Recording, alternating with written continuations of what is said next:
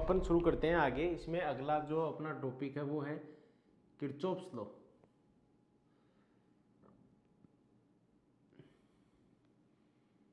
दो लॉ होते हैं किरचॉफ्स के। एक को बोलते हैं अपन नंबर 1 वाले को, जिसको बोला जाता है फर्स्ट लॉ, या आप इसको बोल सकते हो जंक्शन लॉ, या इसको अपन बोलते हैं करंट लॉ। इसके कोई भी नाम, 3 नाम से इसको अपन बोल सकते हैं। क्या कहता है कि किसी भी इलेक्ट्रिक सर्किट में algebraic sum of current at a junction point is 0। Junction point पे समेशन आई 0 होगा। कंजर्वेशन ऑफ चार्ज पे बेस्ड है। ये क्वेश्चन आ जाता है कि फर्स्ट लॉ किस पे बेस्ड है? Conservation of charge. अब जंक्शन पॉइंट क्या होता है? जंक्शन पॉइंट उसको बोलते हैं जहां करंट मीट होते हैं, मिलते हैं करंट। जैसे ये पॉइंट है जंक्शन, यहाँ से करंट आ रहा है I1, यहाँ से करंट आ रहा है I2, यहाँ से करंट आ रहा है I3, यहाँ से करंट जा रहा है I4, यहाँ एक करंट जा रहा है I5। अब इसका साइन कन्वेंशन है, इनकमिंग करंट हमेशा पॉजिटिव लेंगे, आउटगोइंग करंट हमेशा नेगेटिव लेते हैं किरचॉफ के अकॉर्डिंग। तो I1, I2 और I3 आप प्लस कंसिडर करोगे तो I1 plus I2 plus I3, I4 और I5 आउटगोइंग करंट्स हैं, तो I4 माइनस का I5 equal to 0, summation I हो गया। अब ये दोनों उधर ले जाओ तो I1 plus I2 plus I3 equal हो जाएगा किसके? I4 प्लस I5 के। तो इनकमिंग करंट का सम है वो आउटगोइंग करंट के सम के इक्वल होगा। तो यही तो हुआ चार्ज कंजर्वेशन की, जितना चार्ज आ रहा है उतना जाना चाहिए, न तो ये ज़्यादा होना चाहिए न ये कम होना चाहिए। जितना ये तीनों का सम है चार्ज उतना ये होगा। अब जैसे इसके मोस्टली एग्जाम्पल आते हैं वो इस टाइप के आते हैं। मैं 2 एग्जाम्पल आपको बता देता हूँ। नंबर 1, यहाँ से करंट आ रहा है सपोज 1 एम्पियर, यहाँ से करंट आ रहा है 0.5 एम्पियर, यहाँ से एक करंट जा रहा है इधर 1.5 एम्पियर, यहाँ से एक करंट आ रहा है 3 एम्पियर और इधर से एक करंट जा रहा है 2 एम्पियर। अब आपको वो पूछेगा कि आई का वैल्यू बताओ, तो इनकमिंग वालों को आप ऐड कर लो पहले। इनकमिंग कौन कौन से हैं? 1, 2 और 3, तो 1, 3, 4 और 0.5, तो 4.5 तो इनकमिंग। आउटगोइंग एक तो ये जा रहा है एक ये जा रहा है, तो ये हो गया 1.5, ये हो गया 2, तो 3.5 हो गया। अब इनमें से कोई भी एक वैल्यू अननोन होगी। जैसे मान लो मैं एक और ले लेता हूँ कि जैसे ये ले लिया, मान लो मैंने कि ये भी एक करंट, या इसको ही अपन ले लेते हैं आई ले लेता हूँ। अब इसमें वो पूछेगा आपसे कि इस आई का वैल्यू बताइए, तो वापस देखो कि आने वाले करंट कौन कौन से हैं? 1, 0.5 और 3, तीनों को ऐड किया तो कितना हुआ? 4.5। आउटगोइंग कौन कौन है? 2 एंड आई, तो वो आई की वैल्यू पूछेगा आपसे, तो 2 प्लस आई कर देना इक्वल। तो बोलो आई का वैल्यू कितना हो गया? 2 इधर आ जाएगा तो 2.5 एम्पियर। नेगेटिव नहीं आना चाहिए कभी भी, आई हमेशा पॉजिटिव रहेगा करंट। अब दूसरा एक और बता देता हूँ आपको, उसमें देख लीजिए इसी तरह होगा, सेम कंसेप्ट लगेगा। जैसे मान लीजिए फॉर एग्जाम्पल ये क्वेश्चन आ गया कि यहाँ से एक करंट आ रहा है 5.0 एम्पियर, इधर जा रहा है करंट x, ये कोई पॉइंट है A, ठीक है, या इसमें x ले लो, इसमें 1 एम्पियर ले लो, कोई बात नहीं है। फिर x इधर चला गया 1.5 एम्पियर, इधर जा रहा है y, ये पॉइंट है B। फिर इधर चला गया 0.5 एम्पियर और इधर आ गया Z, और ये पॉइंट है C। अब वो आपसे Z की वैल्यू पूछेगा या Y की, X की वैल्यू पूछेगा, तो आप अलग अलग पॉइंट पे लगाना। एट, सबसे पहले मैं लगा रहा हूं एट पॉइंट A, इस A पॉइंट पे KCL लगाएंगे, किरचॉफ करंट लॉ शॉर्ट में बोलते हैं इसको। तो इस पे इनकमिंग कितना है? ये है, आउटगोइंग ये और ये है, तो आप ऐसे तो लिखोगे 5 इक्वल हो गया x प्लस 1 के, तो x का वैल्यू कितना हो गया? 4। अब एट पॉइंट B पे आ जाओ, एट पॉइंट B पे इनकमिंग x है, आउटगोइंग है y प्लस 1.5, x की वैल्यू कितनी थी? 4, तो y प्लस 1.5, इसको इधर ले आओ तो 2.5 वैल्यू हो गया y का। अब पॉइंट C पे लगा दो, तो एट पॉइंट C, इस पे लगाओ।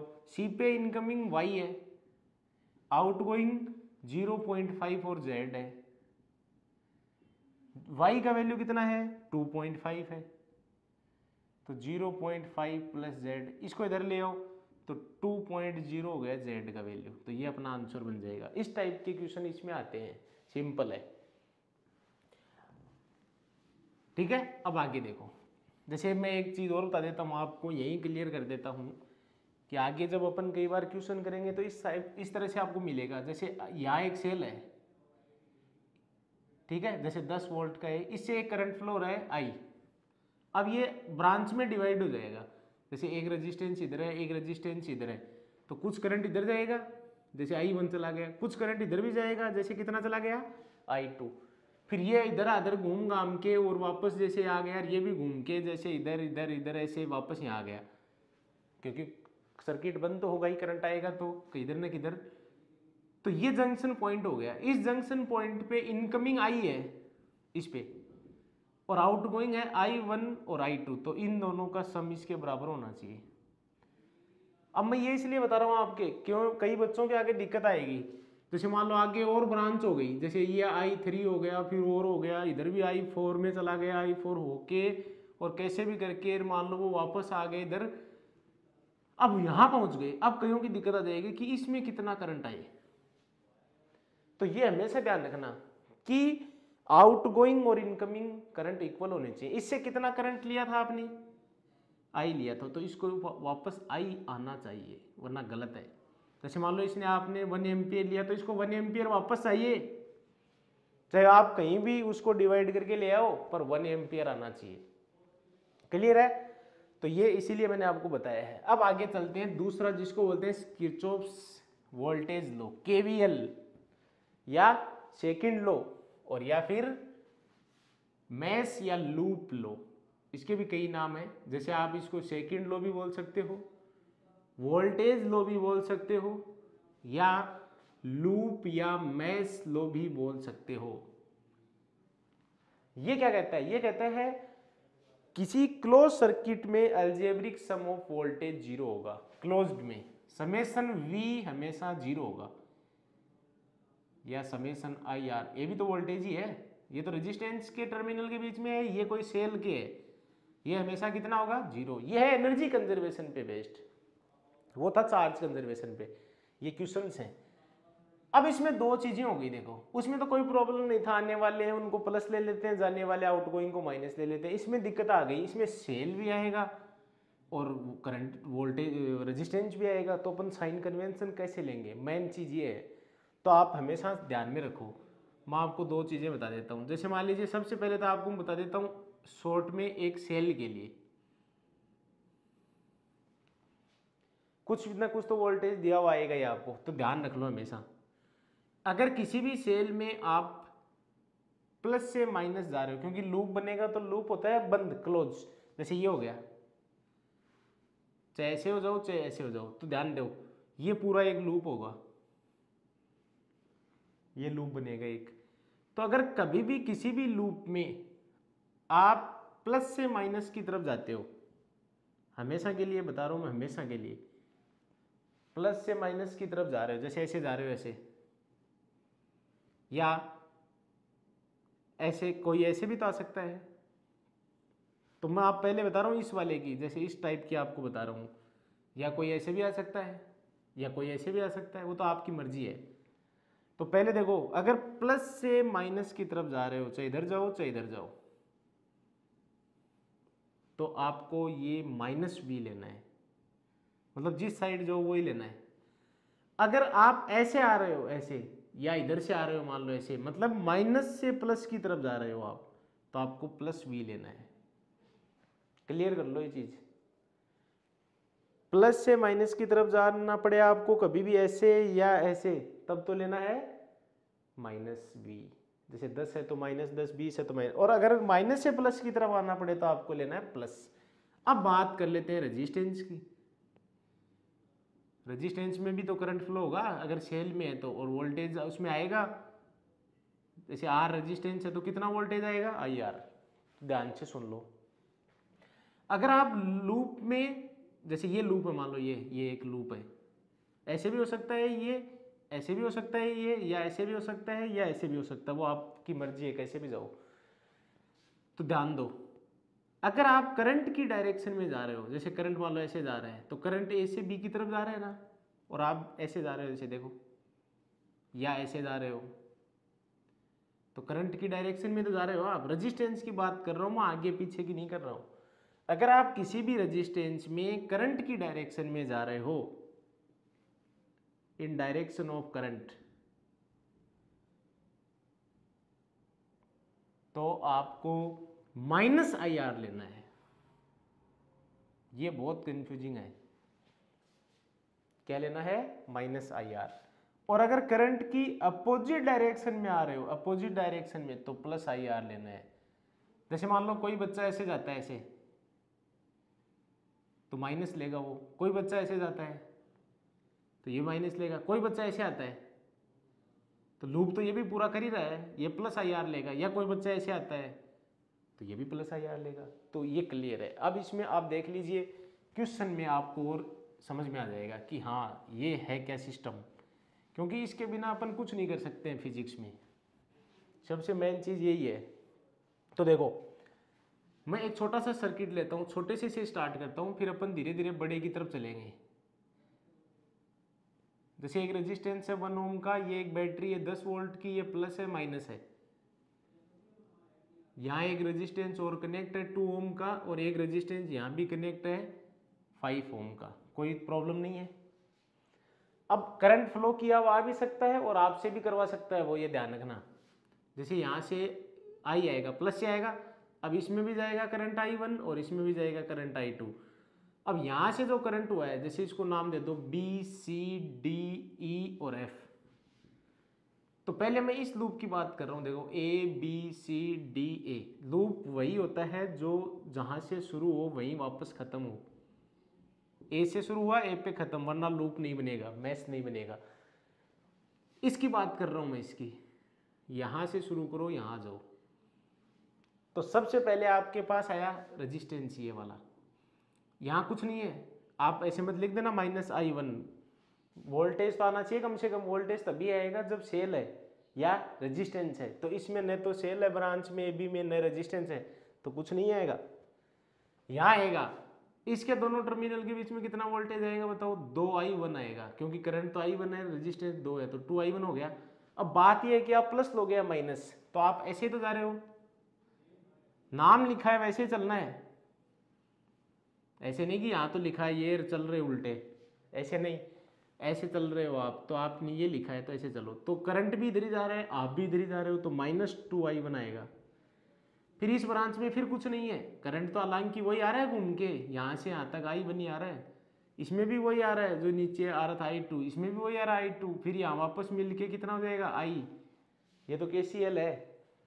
तो देखो अब इसमें कुछ नहीं है। अब यहाँ देखो, ऐसे आ रहे हो आप और करंट भी इधर ही आ रहा है, तो इसके दोनों टर्मिनल के बीच में कितना वोल्टेज आएगा, IR। I कितना इसमें, I है, R कितना है 1, तो -I लिख देना। 1 से मल्टीप्लाई करो चाहे मत करो। फिर सेल आ गया, सेल में माइनस से किधर जा रहे हो, प्लस, तो +10 आएगा। ये सेल का कंसेप्ट आ गया। इतनी देर आ रहा था रेजिस्टेंस वाला, और इक्वल टू कितना कर देना, 0, ये मत भूल जाना। अब I की जगह वैल्यू क्या लिखें, तो I की जगह यहां से देख लो, I किस किस में डिवाइड हुआ, I1 और I2। तो मैं I की जगह ये लिख सकता हूँ क्या, KCL के अकॉर्डिंग। तो ये वैल्यू यहाँ पुट करके देखो तो क्या आएगा, -2I1 -I1 + I2 ब्रैकेट में लिखना, और +10 = 0। इस टाइप से आपको इक्वेशन बना लेनी है एक। अगर ये सही बन गई तुम्हारी तो फिर कभी गलत नहीं होगा, क्योंकि आगे तो कुछ होता ही नहीं है, इसमें ऐड करके काट देते हैं उनको। अब लूप 2 में आ जाओ, जिसका नाम है ADEFA।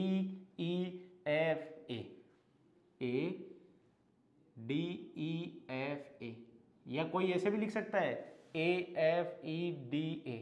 जैसे मैंने तो इस तरह आना है, मैं तो ऐसे सोच रहा हूँ, ऐसे आऊँगा कोई ऐसे भी जा सकता है, इसका कोई फर्क नहीं पड़ता है, लास्ट में इक्वेशन वही बननी है। तो यहाँ से शुरू करते हैं, प्लस से किधर जा रहे हो माइनस, तो -10, फिर रेजिस्टेंस आ गया, करंट ऐसे इधर से आ रहा है, आप इधर जा रहे हो अपोजिट, आप हर जगह अपोजिट जा रहे हो अब की बार, तो ये भी प्लस आएगा, यहाँ कुछ है नहीं, ये भी प्लस आएगा, यहाँ कुछ है नहीं, तो इसमें कितना आ जाएगा I × 1, तो प्लस I 1 से लिखो चाहे मत, इसमें कुछ है नहीं रेजिस्टेंस, इसमें फिर आ गया 5I2, I2 करंट है, R इसका 5 है, तो 5I2 प्लस या माइनस, आप ऐसे जा रहे हो, करंट ऐसे आ रहा है, तो फिर प्लस 5I2 और इक्वल टू में कितना हो जाएगा 0। अब I की जगह वापस I1 प्लस I2 लिखो और प्लस का 5I2 और इक्वल टू 0, ये इक्वेशन नंबर 2 बन गई। अब इसको और इसको आप में से कोई भी बच्चा सोल्व कर सकता है, गलत नहीं होगा। अगर ये गलत बना दी तो फिर आंसर गलत ही आएगा। स्टेप बाय स्टेप के आपको मार्क्स मिल जाएंगे। तो कॉम्प्लिकेटेड जो सर्किट होते हैं जिनको आप ओम्स लॉ से सॉल्व नहीं कर सकते हो, उनके लिए किरचॉफ्स लॉ बना है। जैसे इलेक्ट्रोस्टैटिक की बात करते हैं अपन, इलेक्ट्रोस्टैटिक में जो कूलॉम्स लॉ से नहीं होते हैं वो गाउस लॉ से सॉल्व होते हैं, तो वो यहाँ भी ऐसा ही होगा। अब देखो नेक्स्ट एग्जांपल लेते हैं अपन, एग्जांपल नंबर 2। देखो कैसे किस टाइप से अपन को सॉल्व करना है। जैसे मान लीजिए ये इक्वेशन है, इसमें आपको और थोड़ा समझ में आएगा क्योंकि मैं थोड़ा इसको कॉम्प्लिकेट करने जा रहा हूँ। जैसे ये 2 ओम हो गया, ये 1 ओम हो गया, ये 2 ओम हो गया, ये एक 4 ओम हो गया, और ये मान लीजिए एक और 4 ओम हो गया, और यहाँ एक सेल और लिया है मैंने, ठीक है, ये 5 वोल्ट का लिया है, प्लस माइनस ये 10 वोल्ट का लिया है, प्लस माइनस रेजिस्टेंस होगी, नाम दे दो ए बी, ये सी, ये डी, और इसको भी दे दो कोई ई। अब करंट या तो फ्लो किया होएगा या आप खुद भी कर सकते हो, उससे कोई फर्क नहीं पड़ता है। जैसे ये सेल है, यहाँ से मैंने करंट ले लिया सपोज I1, तो इसमें कितना करंट जाएगा, मान लो I2 चला गया, तो इसमें या तो I3 करो या I1 माइनस I2 भी कर सकते हो भाई, एक ही बात है। जैसे मान लो ये 5 एम्पियर है, तो 3 इसमें चला गया तो 2 ही जाएगा इसमें।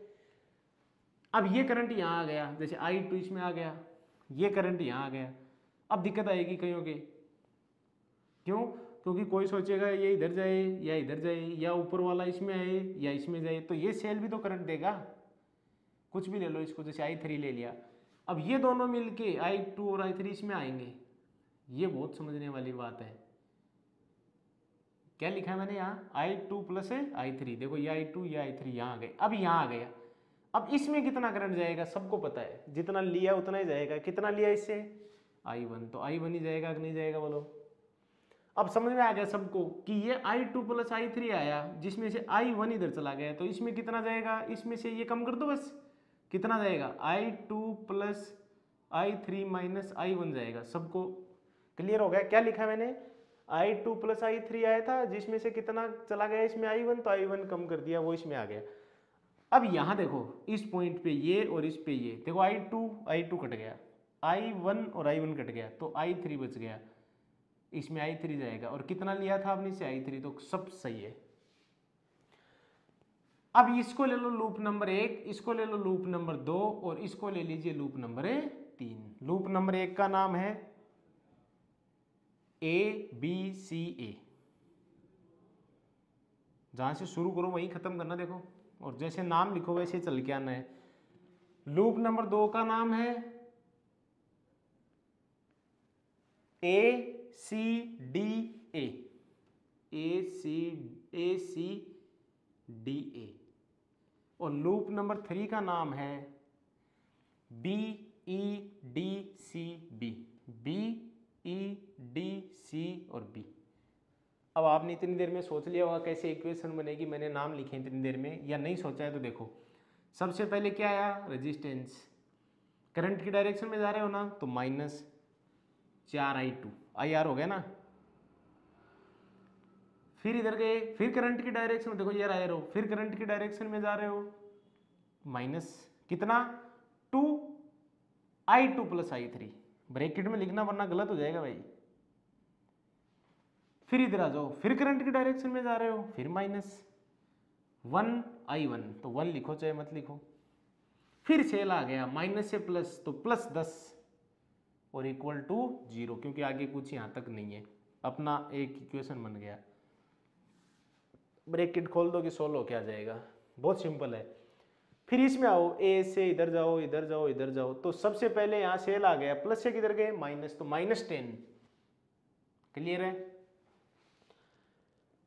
फिर रेजिस्टेंस आ गया 1i1, प्लस का आएगा क्योंकि करंट इधर जा रहा है, आप ऐसे चल रहे हो, इसमें प्लस का आएगा, तो +i1। क्लियर है। फिर ये दोबारा आ गया 2 और ये पूरा i2 + i3 - i1, पर आएगा माइनस का क्योंकि एरो इधर लगा हुआ है, आप भी इधर ही जा रहे हो, तो फिर +2 i2 + i3 - i1। फिर अपोजिट हो गए, देखो एरो इधर है, आप इधर जा रहे हो, तो फिर प्लस का आएगा 4 i1 - i2 और इक्वल टू 0। इक्वल टू 0 मत भूल जाना।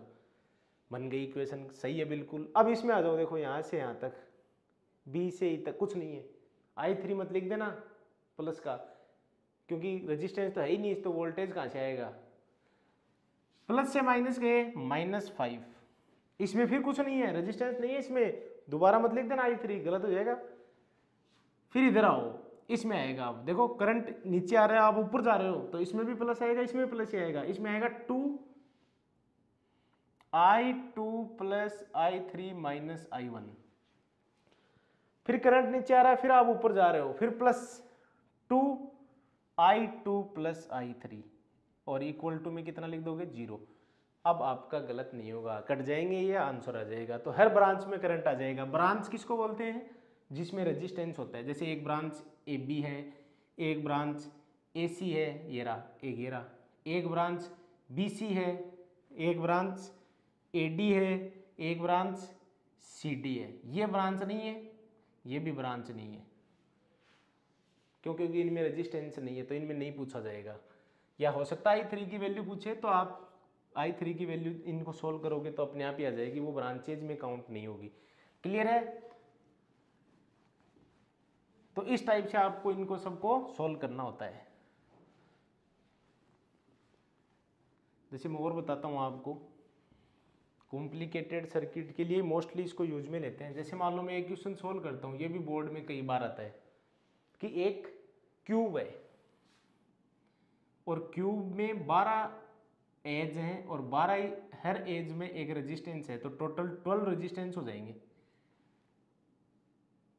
क्यूब का मतलब आपको पता है ना, कट नहीं होता है यहाँ,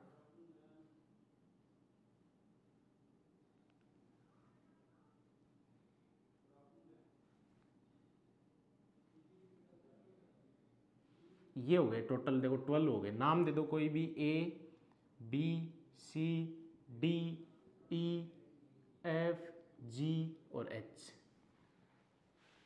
क्यूब का मतलब है कि यहाँ ये कट नहीं होंगे। इनको चाहो ना तो आप ऐसे बना सकते हो ताकि आपके कोई कंफ्यूजन ही नहीं। इसका मतलब ऊपर से आए और कहाँ कटा, एक ये रहा। अब आपको किसी को कोई प्रॉब्लम नहीं होगी कि हाँ ये ऐसे बना हुआ है क्यूब पूरा। इन सब की वैल्यू मान लो आ रहा है, वैसे तो कुछ भी हो सकती है, 1 2 3 4 5 6 7 8, आपको कोई कितनी वैल्यू दे सकता है। टोटल आर हो गए, सब हो गए। अब वो ये पूछ सकता है आपसे कि इसकी या तो हर ब्रांच में करंट बताओ, या इसके दो डायगोनल पॉइंट जो हैं ए एफ या ई और बी, इनमें 4 हैं डायगोनल, तो इन दोनों के बीच में इक्विवेलेंट रेजिस्टेंस बताओ। तो ऐसे क्वेश्चन को सोल्व करने के लिए आप जिन 2 पॉइंट के बीच में भी पूछता है तो आप वहां एक बैटरी लगा दिया करो की के साथ, और इसको यहां ले आया मैं, क्योंकि मेरे को उसने 2 डायगोनली पॉइंट के बीच में पूछा है तो मैंने दोनों ले लिया। अगर वो ए और बी के बीच में पूछता तो मैं यहां लगा देता, कर दिया। अब आप इसमें यहां से करंट ले लो, कितना भी ले लो, जैसे आई ले लिया आपने, बहुत सिंपल है। अब ये आई इन तीनों में जाएगा, फिर आगे देखो ये आर इन दो से कनेक्ट है, इनमें जाएगा, ये आर भी इन दो से है और ये आर भी इन दो से कनेक्ट है। फिर देखो ये और ये वापस मिलके इसमें जा रहा है करंट, ऐसे ये और जो ये दोनों मिलके वापस इसमें जा रहे हैं और ये दोनों मिलके वापस इसमें जा रहे हैं, और फिर ये सारे मिलके वापस इसमें जा रहे हैं, तो करंट मैंने नहीं लगाए, एरो लगाए हैं। तो ध्यान से देखिए ये सर्किट सिमेट्रिक है, हर जगह सेम हो रहा है, यहाँ 3 फिर यहाँ 2 2 2 फिर वापस 2 2 मिल के 1 1 हो गया। तो इसका मतलब सब में बराबर बराबर जाएगा करंट। इसमें आई है तो टोटल तीनों में बराबर बराबर डिवाइड कर दो, I/3 I/3 I/3। क्लियर है, तीनों में बराबर बराबर डिवाइड कर दो। आगे फिर बराबर बराबर कर दो, I/3 को बराबर 2 में डिवाइड करो, I/6 I/6, ये भी I/6 ये भी I/6, यहाँ भी ऐसे होगा I/6 और यहाँ भी ऐसे होगा I/6। अब I/6 और I/6 I/3, I/6 और I/6 ये भी I/3 और ये भी I/3। अब वापस टोटल आई, और इतना ही आपने इससे लिया था। अब खुद बना के देखोगे, बिल्कुल सिंपल है ये। अब कोई भी लूप ले लो, देखो A B C F और घूम के आ जाओ G H तक हो गया, I और J और ले लेता हूँ, या K ले लो इसको, क्योंकि I तो पहले चल रहा है, तो K और G मैंने और ले लिया। अब ध्यान से देखो, ये लूप लिया मान लो आपने A B C F K और J A, या मान लो किसी ने ये लिया A H E F घूम के A, या किसी ने ये लिया A D C F और आप कोई भी ले लो, सारे सेम है। देखो इसमें कितने रेजिस्टेंस है, 1 2 3, इसमें कितने है 1 2 और 3, इसमें कितने हैं 1 2 और 3, इसमें कितने हैं 1 2 और 3। तो आप ये ले लो 1 2 और 3।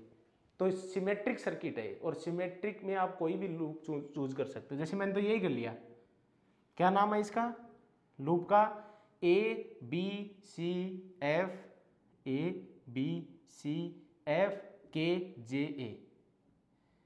इसमें आप KVL लगा दो। तो यहां से शुरू करते हैं, करंट की डायरेक्शन में चलोगे -I/3R, फिर करंट की डायरेक्शन में चलोगे -I/6R, फिर करंट की डायरेक्शन में चलोगे -I/3R, फिर यहाँ कुछ नहीं है, यहाँ फिर माइनस से प्लस की तरफ जाओगे +V और =0। इसको उस साइड ले जाओ, 6 LCM ले लो तो -2IR -IR -2IR और माइनस का V। अब माइनस तो कट जाएगा दोनों साइड, तो इधर कितना हो गया 2 3 4 5 IR अपॉन 6 और =V। ये एक इक्वेशन बना ली मैंने। अब इस पूरे सर्किट का जैसे अपन ने सेल में किया, वैसे आप एक इक्विवेलेंट सर्किट बना लो। इक्विवेलेंट मतलब जिसका कंपैरिजन उससे हो जाए। तो उसमें एक इक्विवेलेंट में आपको पता ही है, एक ही तो सेल रखना है, जहां ये रखा है V, एक की रखनी है जहां ये थी, और एक ही उसका एक्सटर्नल रेजिस्टेंस रखना है, जैसे R या RE भी मान सकते हो आप उसको, कोई प्रॉब्लम नहीं है। और ये जितना करंट इससे लिया था उतना ही वहां फ्लो करा दो। अब इसमें भी KVL लगा के देख लो आप, तो क्या आएगा, करंट की डायरेक्शन में जाओगे -IRE प्लस माइनस से प्लस V और =0। इस V को उधर ले जाओ तो IRE और V माइनस का, इसे कट गया, तो कहने का मतलब ये हो गया। इन दोनों को कंपेयर कर लो, देखो V की जगह क्या है, V =, I की जगह I है, तो RE की जगह क्या है 5/6R है। ये कई बार आ गया बोर्ड में क्वेश्चन, बहुत इंपॉर्टेंट है, 5/6R। अब R की वैल्यू अगला कुछ भी दे सकता है, मान लो 1 1 ओम है सब, तो आप यहाँ 1 लिख देना। तो A और F के बीच में टोटल रेजिस्टेंस कितना हो गया 5/6, 2 2 है तो आप वहाँ 2 लिख देना, 10/6 इस टाइप से। तो ये क्वेश्चन बन गया अपना। तो कहने का मतलब किरचॉफ्स लॉ उन सर्किट के लिए यूज होता है जो कॉम्प्लिकेटेड सर्किट होते हैं, बहुत कॉम्प्लिकेटेड सर्किट होते हैं, जिनको अपन ओम्स लॉ से फाइंड नहीं कर सकते हैं, करंट या कुछ भी। अब इसमें आपको वो हर ब्रांच में करंट पूछ ले, अगर हर ब्रांच में करंट पूछ ले, क्योंकि इसमें तो 12 ब्रांच है टोटल, तो 12 ब्रांचों में करंट पूछेगा। जैसे इसमें I/3, इसमें I/3, इसमें मतलब I/3 निकाल लो तो तीनों में आ गया, फिर I/6 और आ जाएगा 4 5 6 में, फिर वापस I/3। तो दो ही तो वैल्यू चाहिए I/3 I/6 की, सारी ब्रांचेज कवर हो रही हैं, तो आई इक्वल टू क्या होता है, वी बाई आर। कौन सा आर, इक्विवेलेंट। तो आई इक्वल टू वी, तो वी रहेगा अपॉन, जैसे मान लो 10 है, मैं एग्जांपल लेता हूं आपको ऐसे कह देता हूं, इसमें 10 वोल्ट है वी इक्वल टू, और आर का वैल्यू 1 ओम है, तो बोलो कितना आंसर आ जाएगा, 10। ठीक है, आर कितना है 5/6 इंटू 1, 6 ऊपर चला जाएगा, 60/5 कितना आया 12 एम्पियर।